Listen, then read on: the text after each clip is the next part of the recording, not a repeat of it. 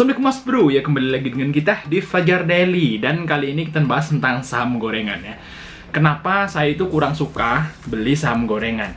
Nah, ini mungkin ada beberapa alasan, nanti kita akan bedah di sini Mas Bro. Oke, jangankan saya nih, kita misalnya investor retail dengan modal kecil dan belum punya ilmu yang mendalam tentang saham. Di sini Jiwasraya aja ya, udah jadi korban saham gorengan. Di sini ya, hati-hati dengan saham gorengan. Jiwasraya sudah jadi korban.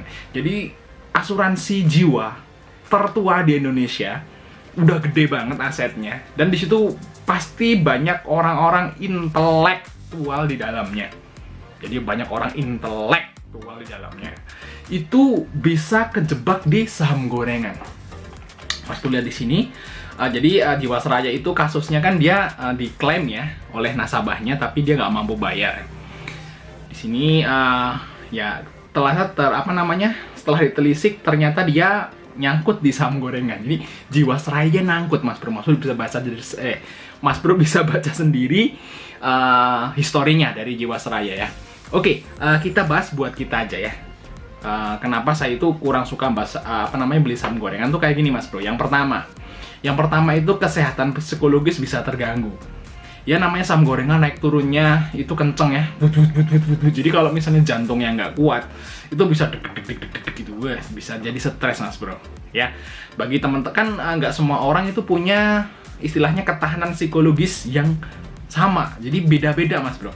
Ada Mas Bro yang misalnya minus 10% masih santai. Ada juga orang lain yang baru minus 3% udah stres. Ya, udah lain-lain ya. Jadi saham gorengan itu yang banyak bikin orang stres Mas Bro. Ya karena memang pergerakannya liar ya, naik turunnya cepet. Jadi bagi yang nggak kuat jantung, kadang-kadang untungnya banyak nih. Untungnya banyak aja bisa keganggu loh psikologisnya. Jadi baru masuk langsung arah, besok arah lagi. Wah, itu langsung 3 hari langsung mau begeren gitu kan. Wah, nggak kuat tuh jantungnya, bisa stres itu juga. Ya. Itu yang untung, apalagi yang rugi. ARB baru masuk saham kan, ada saham gorengan kan baru masuk misalnya sekuritasnya baru masuk jam 9:05 menit udah ARB. Besok lagi mau masuk lagi jam 9:05 menit udah ARB. Gimana nggak stres kayak gitu? Untuk banyak kasus seperti itu ya. Jadi jangan lihat orang untungnya doang di saham gorengan, yang rugi lebih banyak. Oke, di sini yang nomor 2. Yang nomor 2 itu high risk dan high return. Jadi memang di saham gorengan itu keuntungannya tuh gede dalam waktu singkat, tapi dia resikonya juga gede Mas Bro. Ya, resikonya juga gede. Hati-hati ya. Apapun instrumen investasinya, kalau dia itu nawarin keuntungan besar dalam waktu singkat, itu pasti resikonya juga gede. Jadi perlu diperhatikan, jangan istilahnya itu kita hanya mikirin untungnya doang, ruginya nggak dipikirin. Bisa-bisa kesehatan psikologis terganggu ya. Tiba-tiba nanti stres ya, kucing di jalan ditendang kan gitu kan, ngeri kan seperti itu. Oke, yang ketiga itu gambling Mas Bro.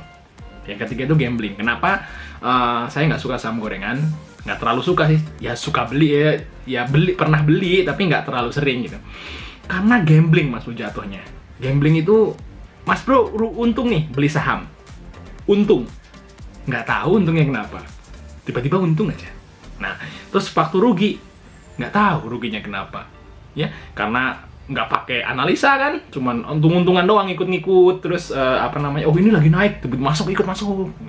Ini mau arah nih kira-kira, ini udah naik 20% nih, udah naik 15% nih, pasti arah nih hari ini, pasti arah, masuk. Terus, nah itu kan nggak tahu kan arahnya kenapa. Terus kalau misalnya dia ARB-nya kenapa, itu nggak tahu ya. Kan di sini di saham itu ada 3 macam analisis ya. Di sini ada analisis fundamental, teknikal, dan bandarmologi. Ya harusnya Mas Bro pilih minimal pakai satu lah dari 3 ini, biar Mas Bro itu nggak gambling gitu Mas Bro ya. Jadi nggak jelas gitu. Saya juga nggak mau tiba-tiba untung tapi taunya untungnya kenapa ya kok bisa untung, nggak tahu. Ya berarti ya sama aja kayak main gaplek gitu Mas Bro. Main gaplek nih ya, lagi ambil gini, pas menang, untung, pas sudah permainan berikutnya kalah, akhirnya gitu ya. Jadi nggak, istilahnya itu gambling gitu, kayak judi. Oke, terus yang berikutnya, yang keempat, kemungkinan nyangkutnya tinggi. Jadi banyak teman-teman atau pemula itu yang udah curhat ke saya, Mas Bro. Di sini saya kan buka grup kan, yang udah banyak, dan banyak juga yang istilahnya itu ngasih kayak semacam ngasih screenshot portofolio. Itu yang nyangkut ya, pemula yang nyangkut, namanya juga pemula baru beberapa bulan gitulah. Itu yang nyangkut itu kebanyakan di saham gorengan, ya. Saham gorengan kebanyakan. Ini nyangkut di saham gorengan. Ya kalau nyangkut di saham gorengan tuh susah kita mau ngomong ya. Kita mau ngomong tuh susah. Misalnya, nyangkut nih di saham gorengan A misalnya ya. Itu kita ngomong susah karena kalau udah namanya saham gorengan ya, itu kan tergantung bandar ya. Mau naikin turunnya kita nggak tahu. Tapi beda kalau misalnya beliin NKP misal ya. NKP jelas bukan gorengan ya nggak? Salah satu blue chip juga. Nah, misalnya INKP. Ada orang misalnya nyangkut bang di 8.000 gitu ya. Di sini nih misalnya kan. Saya bisa nih ngasih analisa. INKP tenang. Nanti kan ini kan memang 8.000 ya nggak murah, cuman dia harga fair. Kita udah tahu dengan analisis fundamental kan, INKP harga 8.000 itu harga fair. Ya, jadi istilahnya harga standar lah. Harga standar. Jadi nggak murah juga, nggak kemahalan juga. Santai. Jadi santai aja tunggu. Dia longsor. Santai aja. Saya masih bisa ngasih bilang santai. Kalau misalnya ada orang yang nyangkut di blue chip misalnya.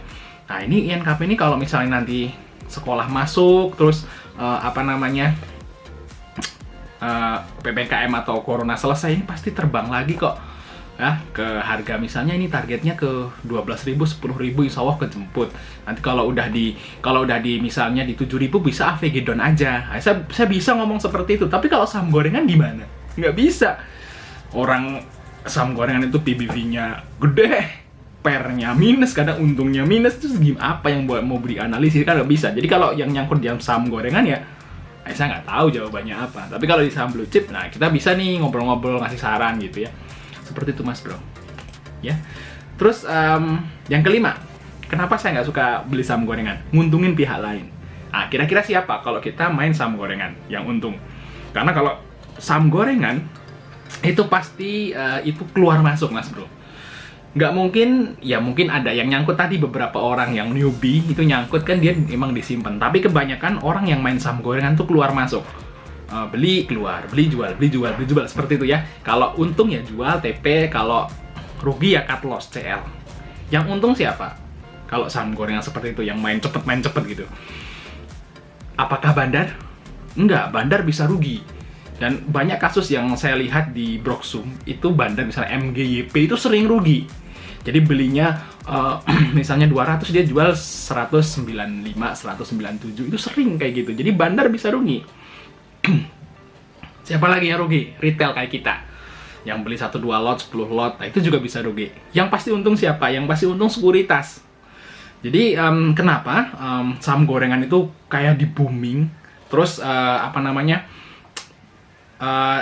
ada pihak-pihak mungkin di YouTube, di Instagram tuh suruh istilahnya kalau ngelewatin garis ini CL, terus kalau nyampe sini TP, besok masuk lagi CL TP gitu. Ya, yang di booming kan itu. Jadi yang di booming itu istilahnya scalper. Investor scalping ya. Investor saham yang bukan investor ya. Scalp trader ya. Trading tapi yang scalper sehari. Untung. Jadi ada yang di booming, saya itu main saham itu sehari itu bisa naik keluar masuk 10 kali, puluhan kali katanya gitu kan. Wah, gila katanya. Masuk 5 menit jual, gitu kan. Transaksinya sampai 2 triliun. Wah, itu seneng banget. Wah, gitu, bangga gitu. Yang untung siapa? Yang untung dia mungkin untung, tapi yang lebih untung gede adalah sekuritasnya. Karena kalau Mas Bro itu masuk ke beli saham, itu Mas Bro ada namanya fee beli. Waktu Mas Bro jual saham, itu ada fee jual. Ya, dia sekuritasnya nggak peduli kalau lo untung, lo rugi, nggak peduli. Yang penting beli dan jual cut loss pun ada biayanya kok, tetap ada biayanya. Jadi tetap untung. Yang penting keluar masuknya cepat. Kenapa sekuritas itu dia nggak blow Lokehong misal, atau nggak blow Mas Teguh? Why? Karena mereka cuma beli, misalnya Lokehong beli saham sekarang, dijual 5 tahun lagi. Gila aja, selama 5 tahun cuma ada 2 transaksi. Mas Teguh juga sama, beli sekarang jual setahun 2 tahun lagi ya. Setahun 2 tahun cuma 2 transaksi, beli dan jual. Beda kalau misalnya, walaupun belinya Lokehong itu atau Mas Teguh misalnya belinya miliaran, triliunan, ya nggak nyampe ratusan miliar gitu. Tapi kan cuma sekali. Tapi kalau scalper, dia mau keluar masuk pakai duit 10 juta. Tapi tuk itu banyak duitnya, Mas Bro. Berkali-kali ada yang 100 juta, 10 juta, berkali-kali itu jauh lebih banyak transaksinya daripada cuman sekali 5 tahun. Kan gitu ya. Oke, itu 5 alasan kenapa saya kurang suka main saham gorengan. Tapi kadang-kadang saya suka beli kok saham gorengan. Tapi porsinya kecil banget dari Porto. Ya biasanya nggak lebih dari 5% lah. Ya cuma 10 juta tuh mentok banget saya beli saham gorengan tuh, mentok banget. Kadang-kadang yang lebih kecil dari itu dikit, beberapa lot, 100 lot, 200 lot gitu kalau yang harganya 100-an, 200-an kan gitu kan. Dan itu saya nggak ngarep banyak di situ, paling untung 100 ribu, 50 ribu, 100 ribu, 150 gitu udah seneng, udah gitu. Tapi jarang banget pas libur doang. Kenapa? Karena saya punya kerjaan, bro. Saya itu penjaga toko. Ya, saya punya toko material, walaupun sekarang sepi ya karena pandemi. Jadi saya lebih fokus ke saham untuk saat ini. Tapi kalau bagi Mas Bro yang punya kerjaan, misalnya punya toko, karyawan atau PNS, atau punya kerjaan offline lah, terus main saham gorengan tuh konyol ya. Kenapa? Karena memang saham gorengan tuh gerakannya cepet ya, Kadang-kadang kalau kita lagi kerja, terus Mas Bro beli saham gorengan ya, Mas Bro beli saham gorengan, misalnya saya nih beli saham gorengan nih jam 9 misalnya, wah ini bakal naik, gitu. Jam 9 saya beli, terus pas waktu dia marketnya running, cepet banget kan saham gorengan tuh naik turunnya, ada yang beli ya. Selama 10 menit aja Mas Bro meleng dari sini, kadang-kadang udah rontok harganya. Kadang kita mau cut loss udah ARB. Tadinya kita mau TP udah udah dihaki ya gitu ya. Pernah saya pengalaman itu waktu pemula, dia kita masang bid aja masih agak bingungan gitu kan. Bener kan, kalau pemula kan dia masang mau ngebid aja agak bingung ya. Terus pas waktu kita mau jualan nih, misalnya mau jualan masih lemot, apalagi HP-nya kroco, HP gorengan, HP murah lah ya. Terus koneksinya juga lemot, udah gitu pakainya sekuritas yang lemot pula. Wah, itu pas waktu kita mau haki aja lama, kluk mau dipencet gini, udah dihaki sama bandar. Jadi yang kita mau haki itu udah nggak ada panelnya, barisnya. Gitu. Hati-hati ya Mas Bro, hati-hati banget ya kalau main saham gorengan. Oke, jadi apa sih ciri-ciri saham gorengan? Ya, ciri-ciri saham gorengan tuh biasanya market cap-nya tuh kecil. Ya karena dia mudah dimainin. Nggak mungkin kan bandar itu mainin misalnya BCA gitu yang marketnya 300 triliun gitu. 300 triliun kan nggak mungkin kan. Susah banget. Harus pakai duit berapa. Tapi kalau market cap-nya misalnya miliaran atau misalnya ratusan juta gitu, enak gitu dimainin ya. Jadi cuman modal bandar itu, kalau yang saya tahu itu emang ada yang modalnya itu puluhan miliar, tapi jarang Mas Bro. Puluhan miliar gitu jarang ya. Kebanyakan bandar-bandar yang kecil-kecil itu ya sekitar ya M lah, M2, M1, M2, M3, M seperti itu. Jadi kalau market cap misalnya cuma 1M, 2M, itu gampang dimainin. Jadi istilahnya biasanya kalau yang saham gorengan itu market cap-nya kecil-kecil. Oke, terus yang kedua itu chartnya nggak beraturan ya. Chartnya tuh kadang naik bung, arah, RB, besok turun sideways, arah lagi, RB. Itu namanya cirinya saham gorengan ya. Buku nggak jelas gitu bentuknya itu, bengkok sini, bengkok sana, sini ya, guluk. Ya. Pokoknya aneh lah bentuknya, beda sama yang saham-saham blue chip misalnya kayak INKP. Emang dia naik turun, cuman teratur ya kan. Ya, ini naik turun. Jadi ada jeda waktunya, nggak shot itulah. Ya saya nggak mau nunjukin saham gorengan sama Mas Bro. Mas Bro analisa sendiri aja. Nanti dikira mencemarkan nama baiknya. Oke, di sini yang ketiga, harganya cenderung rendah. Ciri-ciri saham gorengan ya. Jadi biasanya saham gorengan tuh harganya misalnya ya di bawah 500 lah kalau saya itu kira ya. Tapi mungkin ada yang di bawah, di atas 500 atau 1000 itu ada, tapi jarang. Kebanyakan saham gorengan itu ya di bawah 500, harganya 100, 200, 300, 400. Nah, harganya segitulah kira-kira. Oke, terus yang keempat itu ciri-ciri saham gorengan, pergerakan harganya saham itu nggak cocok dengan fundamental. udah perusahaannya rugi, PBV-nya tinggi, PER-nya minus gitu misalnya, DER-nya misalnya gede, tapi sahamnya naik terus, naik, nah itu ciri-ciri saham gorengan, lagi digoreng, hati-hati nyangkut ya. Kalau seperti itu. Terus yang kelima cirinya ya ARA dan ARB silih berganti. ARA, ARB.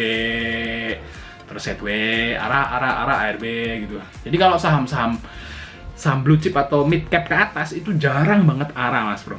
Jarang banget ARA. Ya paling kenaikan tuh 10% tuh udah gede banget kalau blue chip. Kalau yang mid cap ke atas lah, mid cap, big cap itu 10% tuh udah banyak banget. Tapi kalau gorengan itu sering banget ARA, terus ARB, ya mending kalau Mas Bro dapat pas ARA. Kalau dapat pas ARB nangis darah.